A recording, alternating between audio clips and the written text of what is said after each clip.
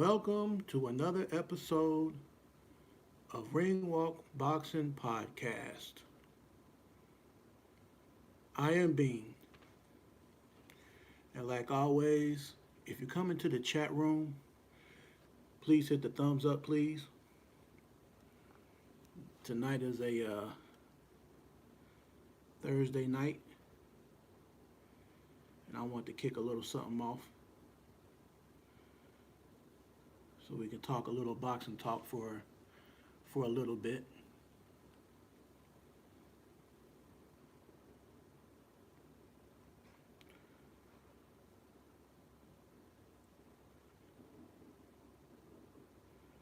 All right, so we're gonna start off with this one right here. So, um, my source, Talk Sports Boxing on YouTube. So I saw some of an interview with Eddie Hearn and the Talk Sports Boxing podcast, and they kind of talked about Anthony Joshua and what he was set to do. So I think originally they had wanted Anthony Joshua to fight in December, maybe. But Eddie Hearn said it wasn't going to be a known fighter, like a top 100 fighter. Pretty much a fighter that nobody really knew of on an 8 round fight, and AJ was going to be on the undercard. Well, now it's kind of a toss up because you got the rumors that that a certain person jumped the gun and went on social media saying that AJ versus Jake Paul is going to happen. That wasn't nothing official or concrete. That was put in the airwaves and it started trending, of course. But Eddie Hearn's basically saying that, hey, for that to happen, there's a lot that must take place for that fight to happen for Jake Paul versus Anthony Joshua. Not that they wouldn't take the fight, because like Eddie was saying, hey, he could have fought, AJ could have fought the guy that they had in mind. He didn't say a name, but a top 100 guy in an 8 round fight, maybe make $1 million, or you fight Jake Paul and make, 5 times or more times that 1 million to fight Jake Paul, maybe 10 million or whatever the pay would be. I'm saying. So you kind of got to think about it from the business standpoint right now. But the main thing is what I got from this interview. 2026, AJ did agree to fight Tyson Fury in the summer of 2026. Now, again, this is not official and it's nothing signed yet, but he verbally agreed. So I guess this is something that they're trying to get with Turki Al-Sheikh. Was able to get AJ to agree. Now Turki will take it over to Tyson Fury and his team and see if he will agree, and I guess try to get a feel from the energy of Tyson Fury. So what do y'all think? Do you think Tyson Fury would agree to fight Anthony Joshua next year if this is something that Turki Al-Sheikh puts together? It's long overdue. I know a lot of people say we waited so long, but hey, we waited for Pacquiao versus Mayweather. People waited for Amir Khan versus Kell Brook. You know what I'm saying? So sometimes fights happen a lot later than what you wanted. We should have had Mike Tyson and Holyfield years earlier, but things happen, right? So hopefully we still get AJ versus Fury in 2026. If it doesn't happen in 2026, I just don't see it ever happening. And thanks to you guys in the chat. Big shout outs to my guy, Greg Abernathy. You finally made it here. I appreciate you, brother. Shout outs to you. Shout outs to Hell's Edits. I appreciate you coming through. Make sure you hit the thumbs up, please.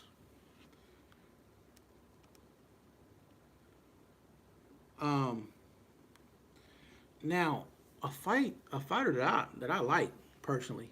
I know some people have their judgment on him, saying that they don't think too much of this particular fighter, right? But I like this guy. I like Frank Martin, who is moving up to 140, and I feel like he'll do good things at that weight class because he already has that type of size on him. You know, he's a pretty big guy, big frame. So I think he'll fit at 140 very, very good. He'll probably he already had decent power. He's athletic, so I don't think he'll lose anything that he had at 135 that he will have at 140. Beckett Manton, what's going on? Please hit the thumbs up. I don't think Frank Martin will be missing anything at 140 that he had at 135, in my opinion, right? So that fight with Francis Bartholomew will be a pretty good matchup. And what I like about Frank Martin is I heard the fact that shout outs to Cam J Networks. I heard that Frank Martin will be working with Buddy McGirt. I like that. I like that. I believe Buddy McGirt will be a good trainer for him. So I'm gonna kind of look at their chemistry. I'm gonna try to see later on tonight or this weekend if I can find some footage of the workouts with Buddy McGirt and Frank Martin, because I like Frank Martin, and I think that some people, you can't just judge him off his loss with Tank. Too many fighters. See, that's the thing about this era. In the era I grew up in, I came up in the 1990 era. I was born in 1980. And one thing about this era, it's too many people that are quick to make a meme, as I heard somebody else say on Cam J's platform. And I agree with what he was saying. There's too many people that are on the edge of their seat looking for a person to lose and to make them a meme or to make a spectacle of them and say all these bad things and say they were washed up, say they were a bum and all this stuff. It's like, no, no, no, no, no. I grew up in the 1990s.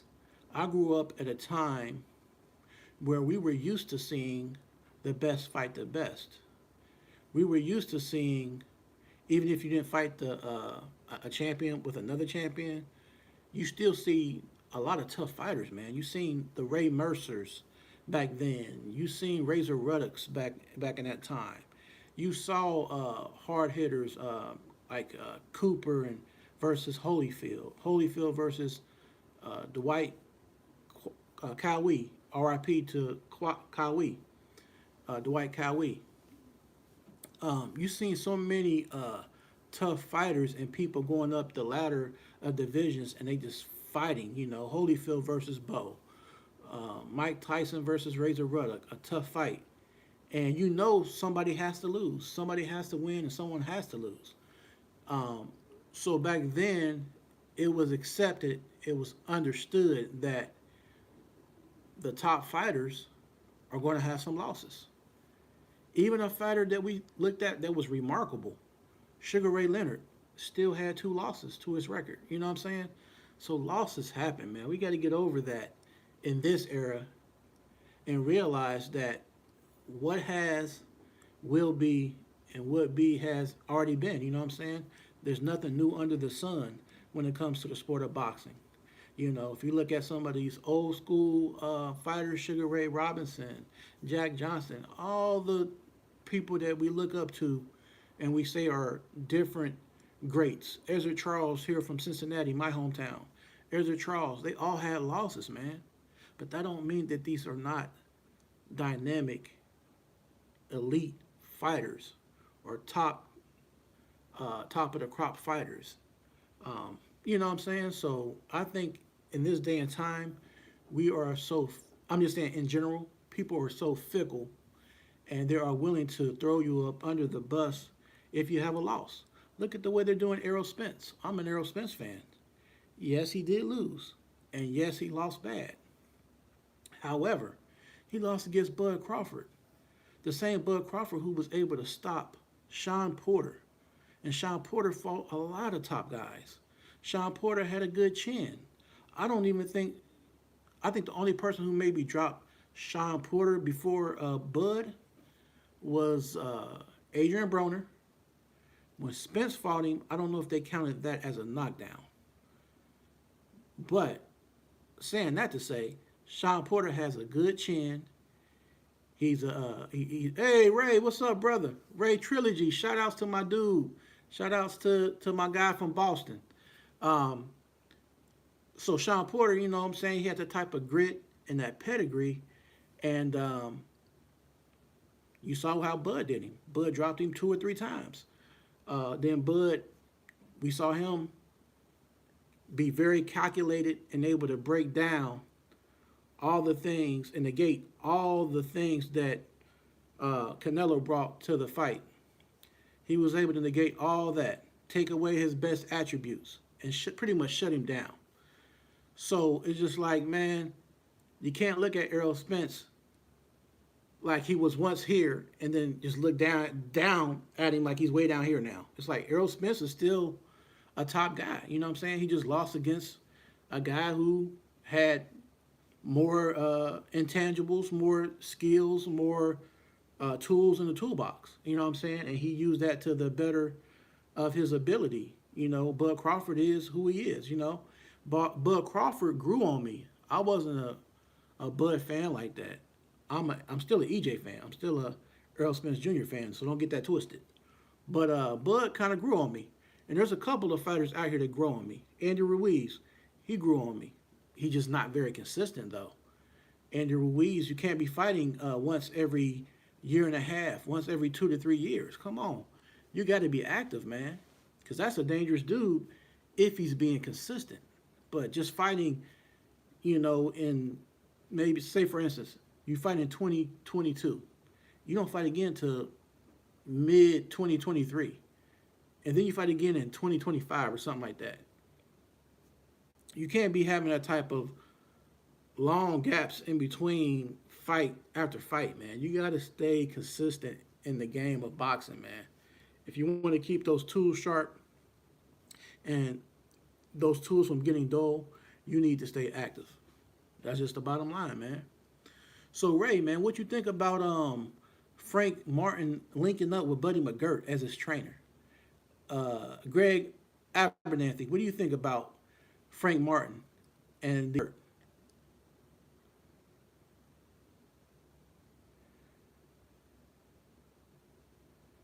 Okay, you said yeah, counting that and knockdown versus Porter. Oh yeah, much love to you too, Ray, for sure, brother, for sure. Much love to you, man, for sure, for sure. Um, Now, also in boxing news, um, we're gonna have, I believe, Ezra Taylor on the Ntama, the Moses Ntuma card, and Ezra Taylor has been working with Malik Scott, um, but also on that main event is gonna be Moses Ntuma, of course, himself versus Jermaine Franklin. Jermaine Franklin out of I believe Saginaw up in Michigan. So I know shout outs to Michigan. Greg, you up in Michigan. Shout outs to y'all, man. I like Jermaine Franklin. I think he's another one who he needs to stay consistent in order to stay pretty sharp. He put up a good effort against Dillian White.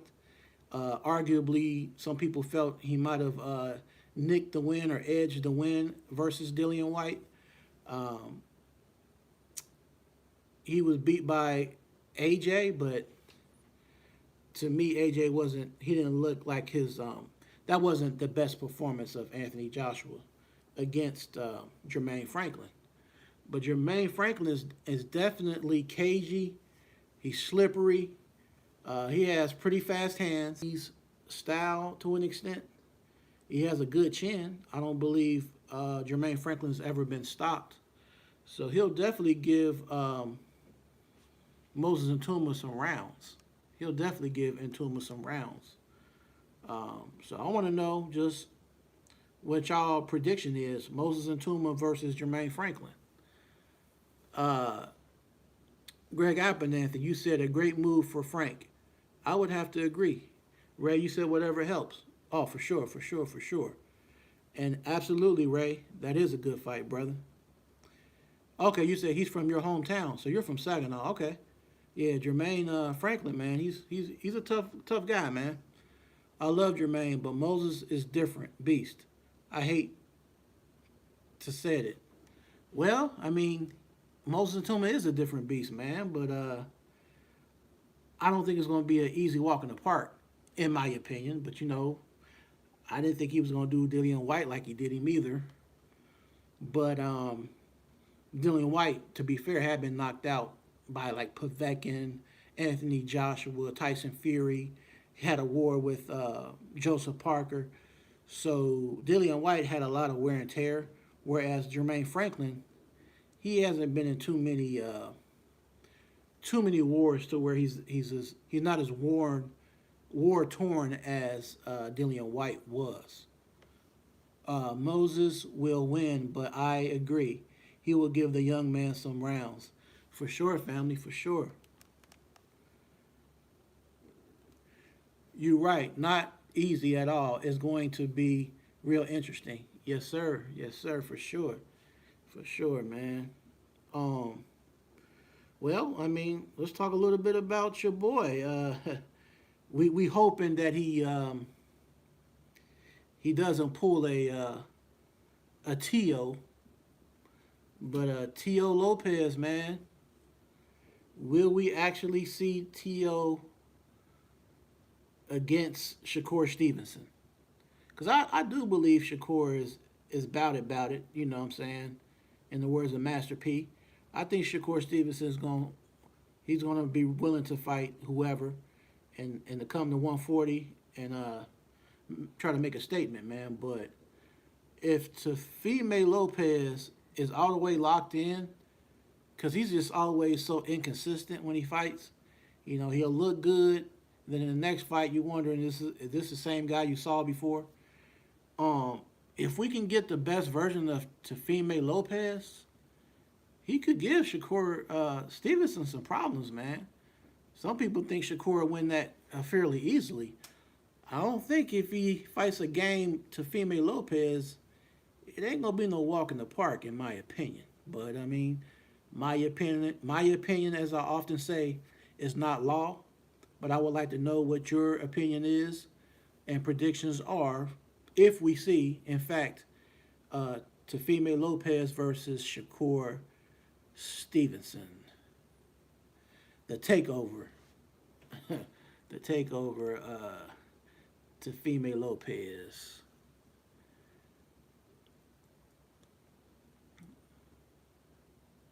Greg Abernathy, you said you're right. Not easy. It is going to be really interesting. Ray Trilogy, January 31st. Yes, sir. Right before New Year's, man. Or no, at the end of the new year. I'm sorry, I'm thinking of December 31st. So yeah, uh, at the end of the new year month. Um, you said Ray Shakur UD Tio gets too much in his own head. Man, you make a good point, man. I think somebody else had mentioned that about the mentality and the mindset of Teofimo. Like he can kind of be self-destructive. You know what I'm saying? Like he be in his own head. So, oh man, I hate to say it, but I think you may be right on that, man. But I'm hoping that won't be the case, man. Um, but you never know what version we're gonna get. You know what I'm saying? But the fight he had on Times Square on that Turkey card, he looked pretty good in that performance. Greg Abernathy, I agree. Tio has all the physical abilities to give Shakur problems if he is focused. Yes, sir, absolutely. Yes, sir, absolutely. Um, so, um, what about Ajit Kabiel? I like this guy. He's like a dark horse of the heavyweight division. Him versus Damian Kimba, scheduled for January 10th. Um, Ajit Cabiel, one thing that stands out is his propensity to always go to the body of his opponent. Very, very smart strategy in a day and age where boxers are headhunters and they don't go to the body, especially heavyweights. So it's good and refreshing to see somebody like Ajit Cabiel who will attack the body like he does and actually get stoppages from the body shots, as he did with the big guy Magmadov, broke him down to the body. Uh, and I want to say that was Zilly Zhang as well, right? Ajit Cabiel broke him down to the body with the body shots. So this would be a good matchup. Damian Kimba, he fought his last fight with Joey Dawejko, but Joey Dawejko did not look really, really good in his last outing. He started looking lethargic after a few rounds. Uh, he was just really sluggish looking and slow. Um, so we'll see, man. This will be a good fight. I definitely see Ajit Cabial being the one to win, and eventually he's going to break down Damian. But I look forward to it, man. And I just hope that after this fight, they're going to put respect on Ajit Cabial's name. You know, put some respect on his name, because he's one of the top guys up there, man. He's up there with the Usyks and the top guys. So stop trying to just give him, these mediocre opponents or whatever. Let him get the big guys of the division. You know what I'm saying? I know he wants a shot at those belts, man. So what do y'all think about Ajit Cabiel versus Damian Kimba?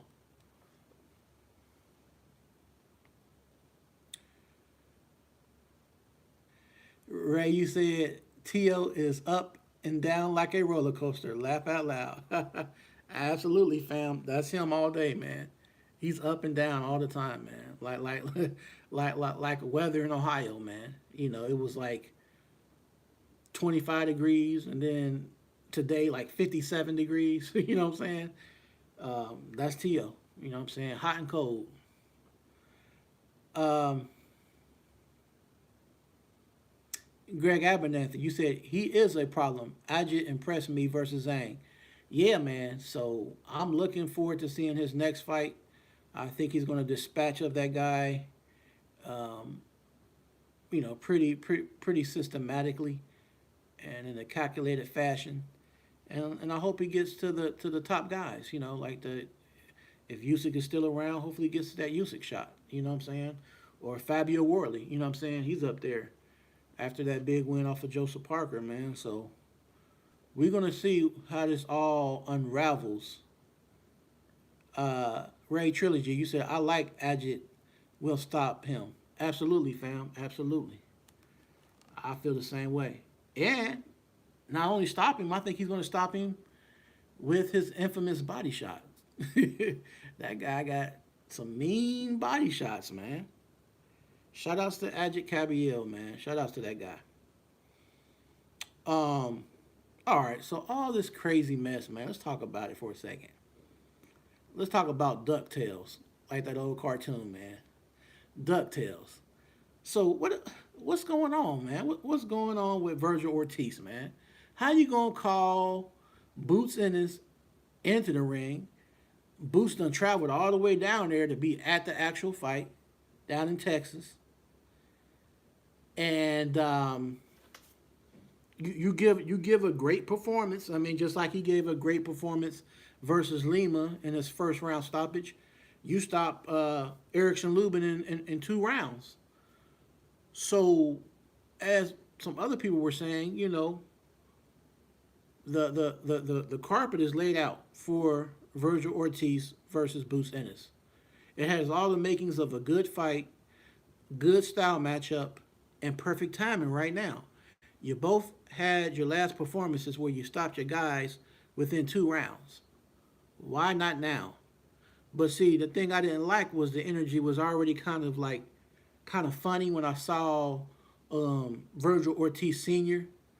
I think it was on that YSM media or whatever interview, saying that pretty much Boots Ennis don't deserve his son, and basically trying to play that card like basically like what has he done to earn a shot at Virgil. But I mean, Virgil Ortiz ain't no champion. You know what I'm saying? They're trying to make it seem like he's done got all these accolades and he has all this weight and he has all these bargaining tools. You know what I'm saying? On the side of Virgil Ortiz, and then for Virgil Ortiz to talk about his dream fight being Errol Spence, that was kind of like random. You know what I'm saying? That to me was just random. Errol Spence hasn't been in the ring like 2.5 years. He came off a terrible loss with Bud Crawford. Prior to that, of course, he had two vehicle accidents or whatever. He had the retina tear. That's why he couldn't fight Pacquiao or whatever. So it's like, of all people, why are you calling somebody who has ring rust like Errol Spence? And just hypothetically speaking, knowing how we know Errol Spence, he doesn't do tune-up fights. So it would be possible if they can make it happen that Errol Spence would be game to do it. You know what I'm saying? Just because he doesn't take tune-ups. But that's just a terrible. That's terrible, man. Nah, I don't. I wouldn't want to see that right now. He needs to fight Boots Ennis. Uh, El Guapo, hey, we'll drop Norman B. Jr. You said Haney will drop. Yeah, man. I'm gonna talk a little bit more about that. I'm happy you brought that up, man. You saying Haney will drop Norman B. Norm. So we're gonna between Eubank versus Ben.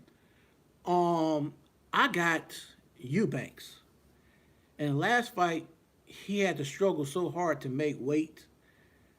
Um, Looking weight drained like he did. I think we're going to see a more healthier Eubanks in this rematch. And I want to say this time, unlike last time, he's working with Bomac. So Bomac is a beast, man. Um, I think he may even stop Conor Ben down the stretch in the later rounds, but he just may stop him, man. But I'm going with Eubanks decision or late stoppage. Greg Abernathy, you said I think Virgil knows it was going to happen to him. I do too. It's leverage thing, trying to determine who the A side and B side is. Yeah, for sure, Ray. And that's like my dude. Shout out to Coach Malachi on True Media Podcast. He was saying that how there are some of the same exact talking points every time a certain fighter is trying to swerve another fighter. They're going to use, well, I'm the A side, or they're going to try to use a talking point basically saying who has this other guy fought, or pull a Canelo and say Demetrius Boo Boo payday. He's looking for a payday or whatever. So that's just boxing, man. That's just the politics of it, man. Like you say, man. That's definitely the politics of it. Greg Abernathy, I think Bomac is going to make a huge difference in this fight versus Ben. I do too, man. I absolutely do. Um, it's going to be very interesting because he got Bomac in the corner, man. I can't wait. I can't wait for this one. I can't wait for this one.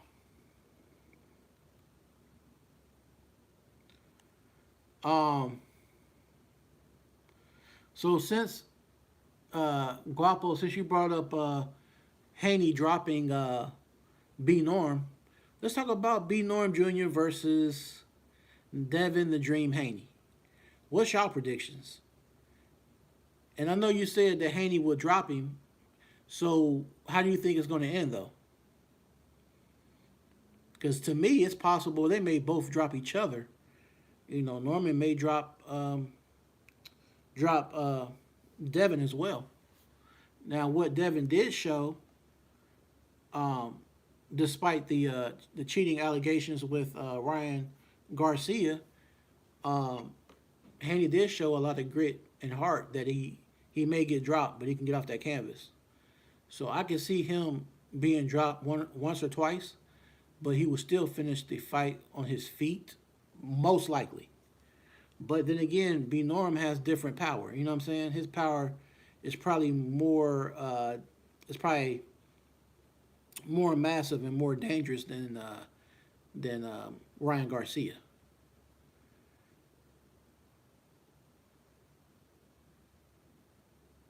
I think this has a chance of history repeating itself. Okay, Ray, that's what's up, man. Definitely, man. Definitely, man. History repeats itself.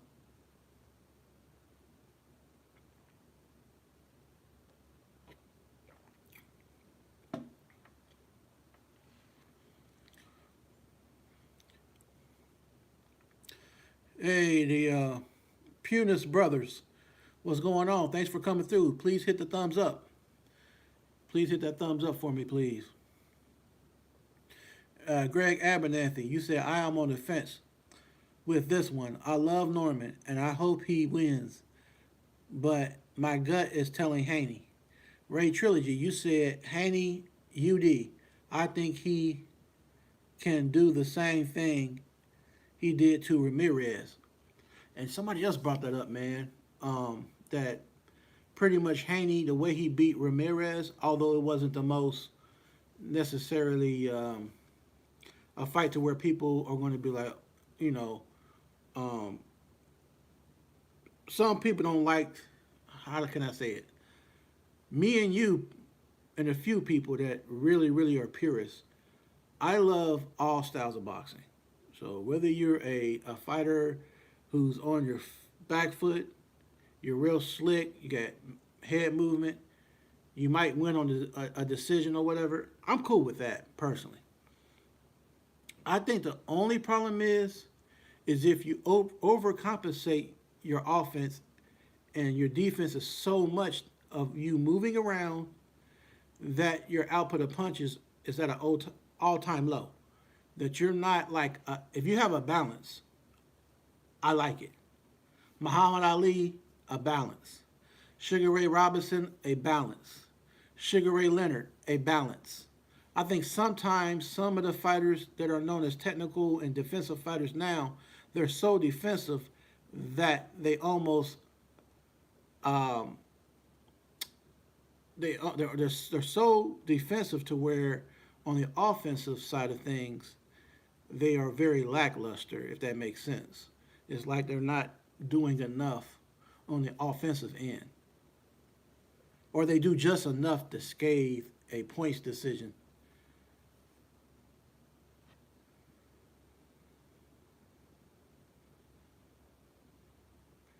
Thriller Cartel, yo family, I'm tuned in. I appreciate you, family. Please hit the dub and look pretty for the fans another time. I'm old school. Hey man, hey, I can't argue with that, brother. I cannot argue with that. You so right, for real, man. Hey, it is what it is. Like you say, a win is a win. And the only time you can say it's close is if it's in a game of horseshoes.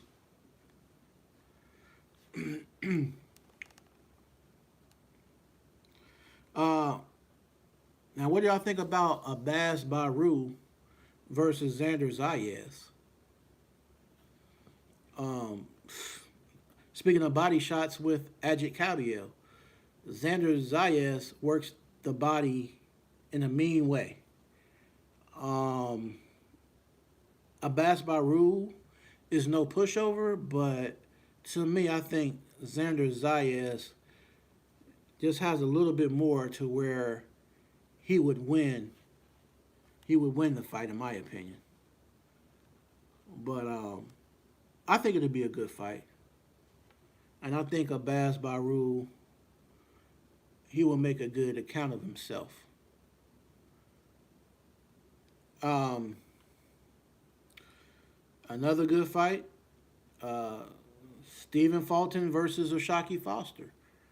I look forward to that. You know what I'm saying? 50-50 fight. I really can't say right now who I think is going to win. I might kind of go back and forth with Oshaki Foster and Fulton, but it's going to be a banger.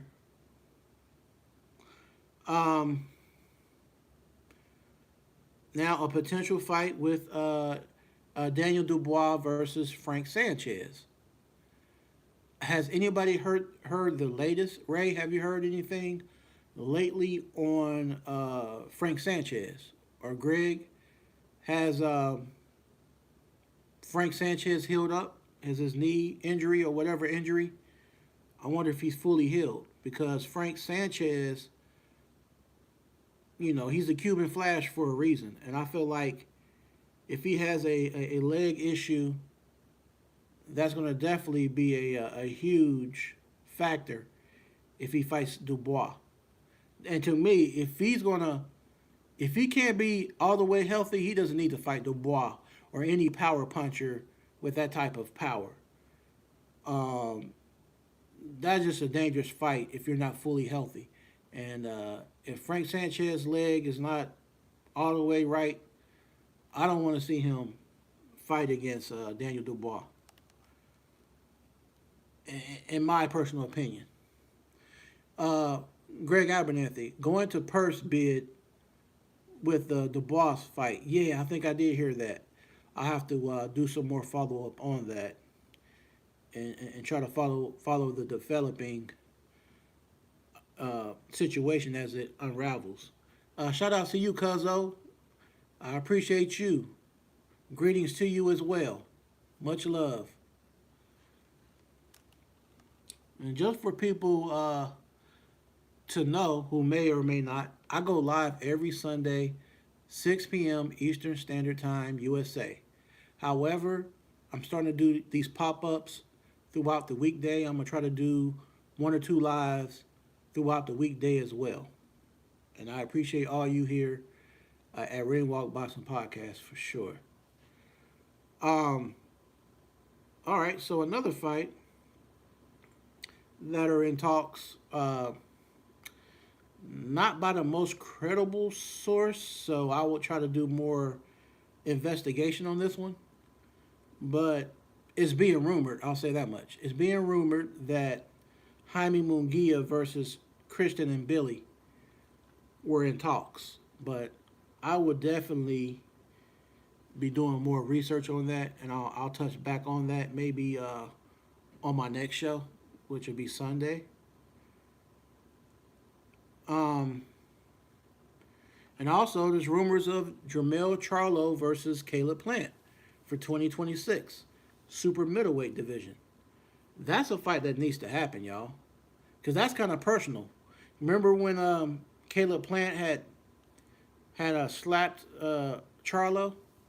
Although I feel like somebody else was saying on another podcast, shout outs to Cam J and them, one of the guys on his podcast was saying that it would have been better had they made that fight happen shortly after the situation where Caleb Plant had slapped Jermell Charlo.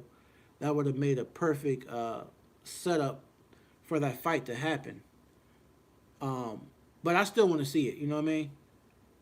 Ray Trilogy, you said I hear the same stuff. Greg Abernathy, I got M. Billy, and you are right. They are in talks, maybe for the T.O. versus Shakur card. Hey, man, that would be live, man. That would be nice if they could get on the same card, man. That would be real nice for sure. Okay, I got a question. It's like a two-part question I want to ask to us, for all of us who are the boxing fans or whatever, right? So the first part of my question is this: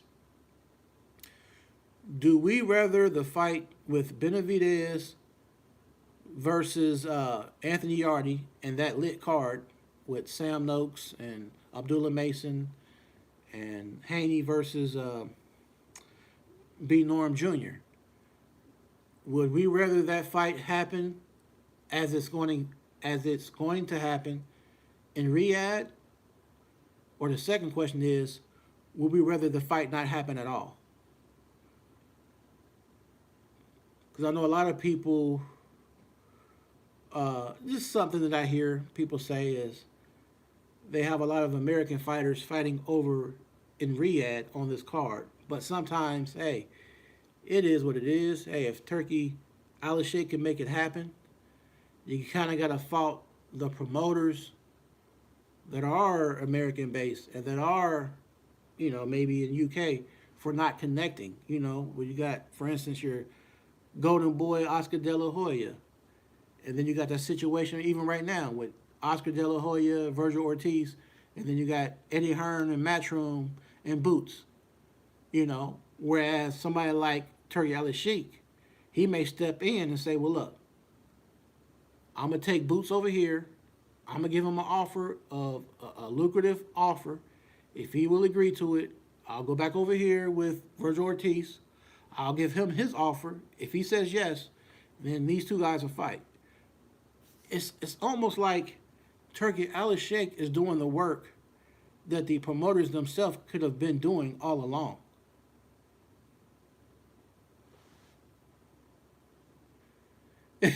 Ray, you said the slap heard around the world. Hey, man, no lies detected, man, for sure. For sure, for sure. And definitely, man, it's going to be a good fight, man. So, since we talked about B Norm, let's just talk about that card a little bit, right? What do y'all feel about Sam Noakes versus Abdullah Mason? And big shout outs to Abdullah Mason from the state of Ohio, the state that I'm from. I've been following Abdullah Mason, and I like what I see from the young man. Sam Noakes, he can't thump though. He can punch. So there are questions on Abdullah's Mason's chin resistance or his ability to take punches. We did see him get off the canvas and win that fight. I can't remember the opponent, but some people still have questions, or there's an asterisk there maybe. What do y'all think about Sam Noakes versus Abdullah Mason? Predictions, please. Also, I want to know your prediction about the Mexican Mafia, like Mike Tyson would say. David Benavidez versus Anthony Yarde. I like David Benavidez. I'm a fan of him. I like Anthony Yarde, but to me, it's kind of like that Caleb Plant effect or that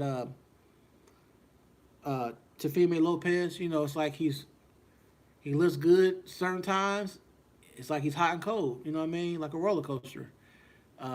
What version of Anthony Yarde do we get? Because even though he lost against Beterbiev, he came to fight. He went out on the shield. He was very, very tough against a very, very tough and hard style to fight against with the style of Beterbiev. Now, so what about the last, I think it was like 2 opponents ago, Yarde fought, and I wasn't blown away by his performance, man. I'm going to have to look that up real quick because I don't remember the opponent's name off the top of my dome. But when he fought, Lyndon Arthur. The Lyndon Arthur, I was thinking that, come on, Yarde, man, you can go ahead and you should be able to close the show, and he couldn't. He won on a unanimous decision, but to me, it wasn't really a good look. I just hope we get the best version of Yarde when he fights David Benavidez, because he needs to be the very best version of himself that he can be. David Benavidez is very, very dangerous, and the part about him He has an engine. He has conditioning. He can go. He can go in the championship rounds. He can dig deep, man. He can dig deep when most people get tired. He's ready to rev back up, man. So I just hope that Anthony Yardy has the right conditioning because he's such a big, bulky guy. I hope that his muscles don't work against him in the late rounds. Ray, you said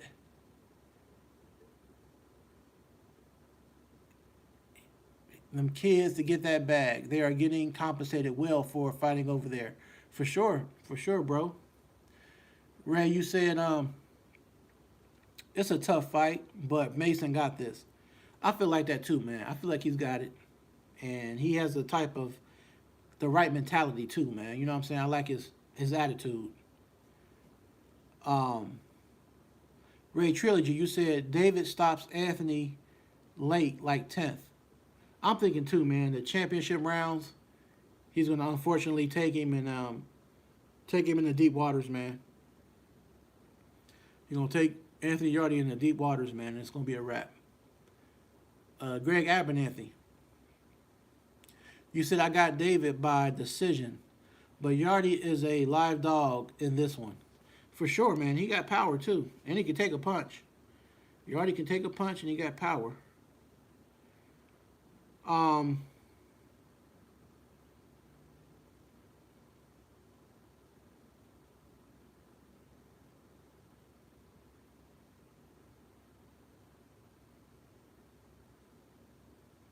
Also, it seems like most likely, like I said, we won't get the Virgil Ortiz versus Bruce Ennis. I don't think it's going to be next, but I think it's going to definitely happen. It has to happen down the line. Um, and I get it. I'm sorry myself. I feel like it's some BS. It's not happening, right? But we must also be mindful. There's a lot of other good fights happening, like the Riyadh card we're talking about right now. Like the card this weekend with I don't know the full details on the card yet, but the card this weekend I presume will be pretty decent. But the main event's going to be good with Chris Eubanks Jr. and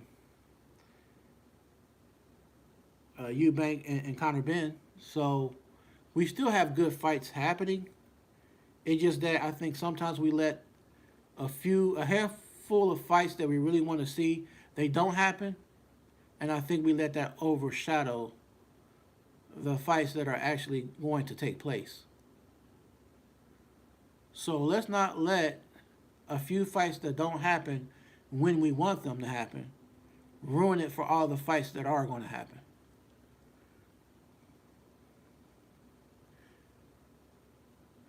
Greg Abernathy, you said I got David by decision, but Yardy is a live dog in this one. Yep, for sure. Uh, Ray Trilogy, you said there are two cards. Hey man, that's even better. Um, if you get a chance, when we get off of here, if you can, send me that on IG. Um, Greg Abernathy, Emilio Vargas fighting this weekend as well. Okay, okay, I think I did hear something about that. Ray, you said one on the zone and Top Rank has a card. Okay, okay, okay. I want to check out that Top Rank as well then. Cool, cool, cool. That's gonna be another good weekend of boxing, man. That's that's what I always like to hear.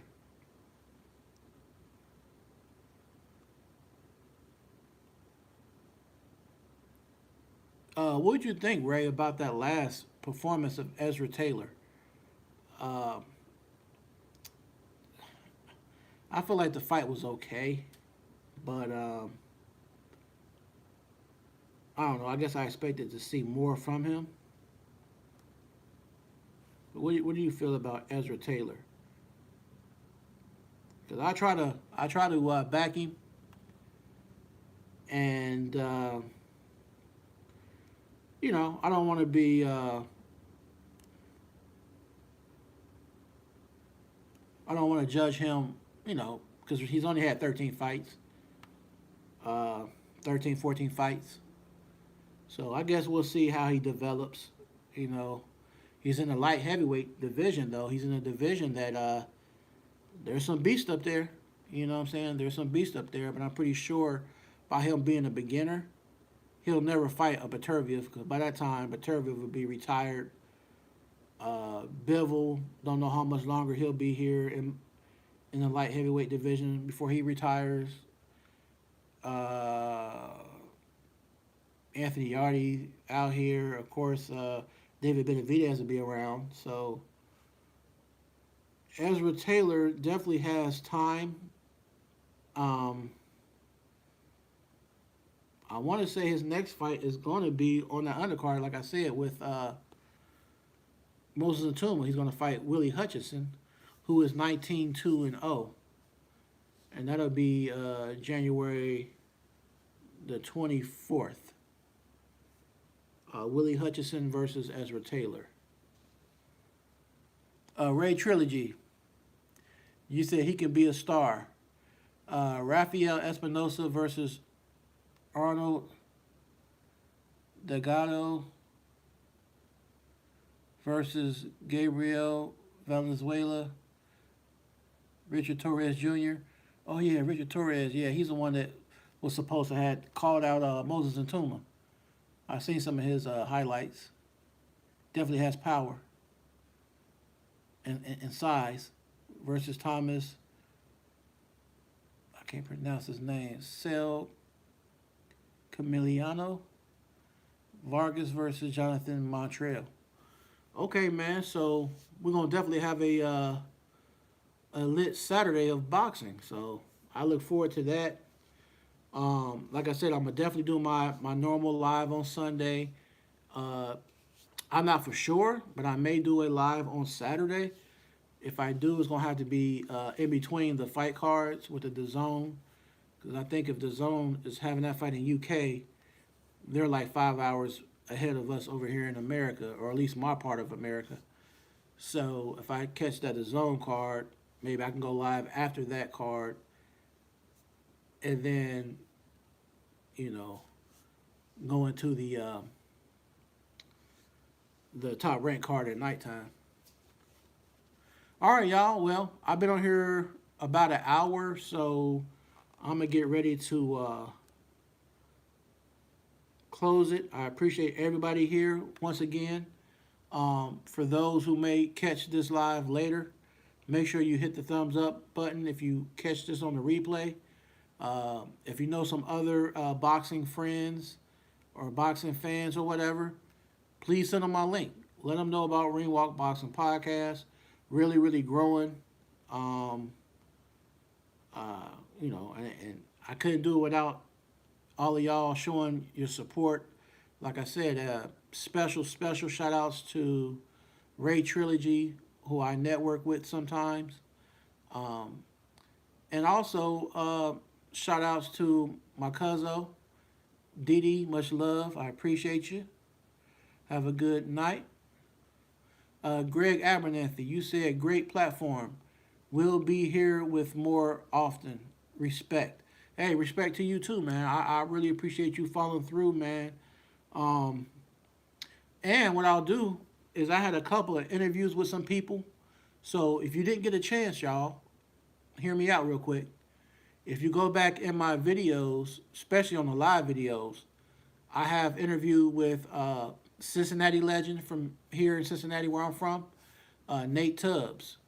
We go deep, man. He talks about his relationship with Mike Tyson, his brother's relationship with Muhammad Ali, and a lot more. It's an exclusive, good video interview with me and Mr. Nate Tubbs of Cincinnati. Shout outs to Nate Tubbs.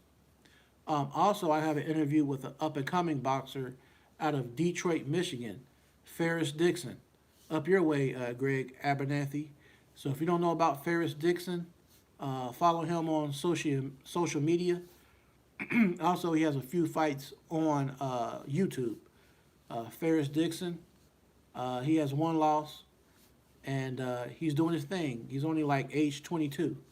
He's also an actor, Ferris Dixon.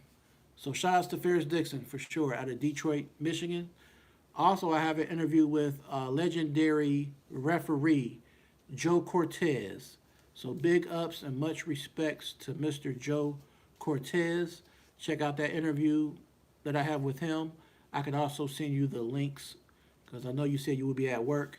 So if you want something to listen to, I will send you the link. All right, y'all. So I appreciate you all. Be safe. And I will see you on Sunday at 6 p.m. Eastern Standard Time, USA. I might, like I said, I might do a pop up on Saturday. But if not, I'll see you on Sunday. So have a good night, and I will catch you on the next round. Peace.